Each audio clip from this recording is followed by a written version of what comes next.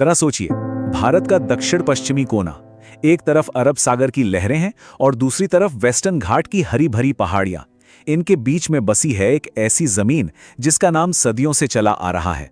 हाल ही में इसका ऑफिशियल नाम केरला से बदलकर केरलम कर दिया गया है। तो आखिर इस बदलाव के पीछे की कहानी क्या है, चलिए समझते हैं। देखिए, इस जगह को गॉड्स ओन कंट्री यानी भगवान की अपनी भूमि ऐसे ही नहीं कहते। और ये जो नाम बदला है ना, ये कोई मामूली सी फॉर्मेलिटी नहीं है। ये तो एक तरह से अपनी असली पहचान की तरफ वापसी है। एक ऐसी पहचान जो इसकी रूह में, इसकी मिट्टी में हजारों सालों से बसी हुई है। तो इस सफर में हम क्या क्या जानेंगे? सबसे पहले एक नाम, एक पहचान। फिर देखेंगे कि ये प्रकृति की गोद में कैसे बसा है। उसके बाद यहाँ की आस्था और कला का संगम। फिर समझेंगे इसकी परंपरा और प्रगति का संतुलन। और आखिर में केरलम एक अनुभव कैसा है। तो शुरू करते हैं पहले चैप्टर से, एक नाम एक पहचान। चलिए देखते हैं इस नाम के पीछे की कहानी क्या है। सवाल यही उठता है कि केरल से केरलम, आखिर ये सिर्फ एक नाम का बदलाव क्यों नहीं है? इसके पीछे का राज क्या है? ये सिर्फ स्पेलिंग बदलना नहीं है, बल्कि अपने इतिहास और पहचान को फिर से अपनाना है। इसका जवाब इसके नाम में ही छिपा है। देखिए, केरलम जो शब्द है ये मलयालम भाषा से आता है।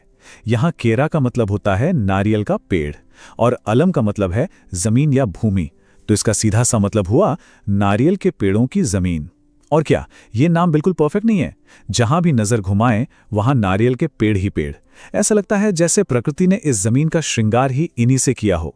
तो नाम का मतलब तो समझ आ गया। अब चलिए केरलम की रूह में थोड़ा और गहरा उतरते हैं। हमारा अगला पड़ाव है प्रकृति की गोद में। ये वो जमीन है जो सच में सांस लेती है।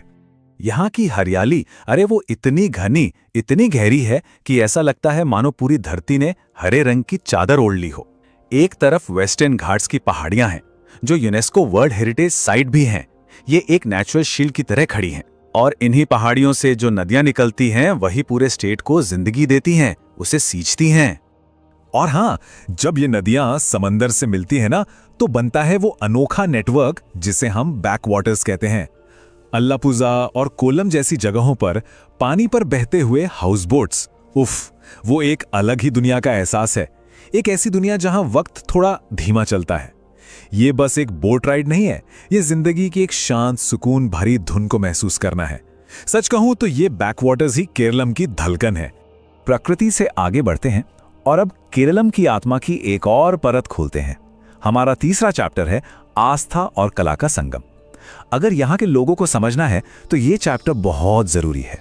यहाँ के मंदिर वो सिर्फ पूजा करने की जगह नहीं है, ये तो परंपरा और कल्चर के जीते जागते सेंटर्स हैं। जैसे तिरुवनंतपुरम का पद्मनाभ स्वामी मंदिर जो अपनी आध्यात्मिक शक्ति के लिए जाना जाता है। फिर सबरीमाला मंदिर जो एक तरह से आत्मशुद्धि की यात्रा का प्रतीक है। और गुरुवायूर मंदिर, उसे तो साउथ इंडिया का द्वारका कहते हैं। और ये जो आध्यात्मिकता है ना, इसकी सबसे खूबसूरत झलक मिलती है यहाँ की कला में। एक तरफ है कथाकली, जहां कलाकार अपने गजब के मेकअप और एक्सप्रेशन से महाभारत और रामायण की कहानियों को जिंदा कर देते हैं। और दूसरी तरफ है मोहिनीअट्टम, जो सुंदरता, शांति और एहसासों का प्रतीक है, जो प्रकृति की ताल से ताल मिलाता है। और इस पूरे कल्चर का सबसे जिंदा दिल रूप देखना हो तो ओणम के त्योहार में देखिए। यह सिर्फ एक फेस्टिवल नहीं है, ये तो केरलम की पहचान है। घरों के आगे फूलों की रंगीन रंगोली, जिसे पूकलम कहते हैं, फिर केले के पत्ते पर परोसा जाने वाला शानदार भोजन सद्या, और हाँ, वो जोश से भरी बोट रेस, ये सब मिलकर ओणम को ओणम मनाते हैं।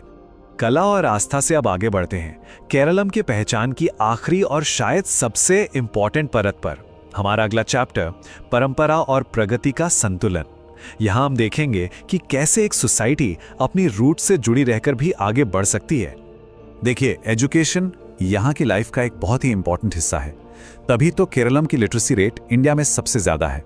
हेल्थ केयर सिस्टम भी यहाँ का काफी बेहतरीन माना जाता है। लेकिन सबसे खास बात है यहाँ का सोशल फैब्रिक। हिंदू, मुस्लिम, क्रिश्चियन सभी समुदाय सदियों से यहाँ मिलजुल कर रहते आए हैं। ये जो टॉलरेंस है ना, इसकी जड़ें उस दौर में हैं जब मसालों के व्यापार के लिए पूरी दुनिया से लोग यहाँ आकर बसे। और वही ओपननेस, वही खुलापन आज भी इसकी पहचान है। और जब हेल्थ केयर की बात हो रही है तो आयुर्वेद को कैसे भूल सकते हैं? बिल्कुल नहीं। केरलम को आयुर्वेद की भूमि कहा जाता है। यह हजारों साल पुरानी हीलिंग ट्रेडिशन जो सिर्फ बॉडी को नहीं मन को भी ठीक करती है, वो आज भी यहाँ जिंदा है। लोग पूरी दुनिया से इसके ट्रेडिशनल उपचार के लिए यहाँ आते हैं। तो हमने नाम, प्रकृति, संस्कृति और समाज, इन सभी लेयर्स को एक एक करके देखा। जब इन सबको एक साथ जोड़ते हैं तो क्या मिलता है? यही है हमारा आखिरी चैप्टर, केरलम एक अनुभव। क्योंकि ये सिर्फ एक जगह नहीं, ये एक एक्सपीरियंस है, एक एहसास है। केरलम की असली ताकत, इसका कोर एसेंस पता है क्या है? वो है बैलेंस, संतुलन। ट्रेडिशन और मॉडर्निटी के बीच का बैलेंस, नेचर और डेवलपमेंट के बीच का बैलेंस। ये स्टेट तेजी से आगे बढ़ रहा है, बिल्कुल, लेकिन इसने अपनी संस्कृति, अपनी जड़ों को कभी नहीं छोड़ा। और यही बैलेंस इसे इतना खास बनाता है। और अंत में केरलम की एक कहानी हमें सोचने पर मजबूर कर देती है। एक ऐसी दुनिया में जहां अक्सर प्रोग्रेस के लिए ट्रेडिशन को और डेवलपमेंट के लिए नेचर को पीछे छोड़ दिया जाता है, वहां क्या केरलम का ये संतुलन पूरी दुनिया के लिए एक सबक, एक सीख हो सकता है?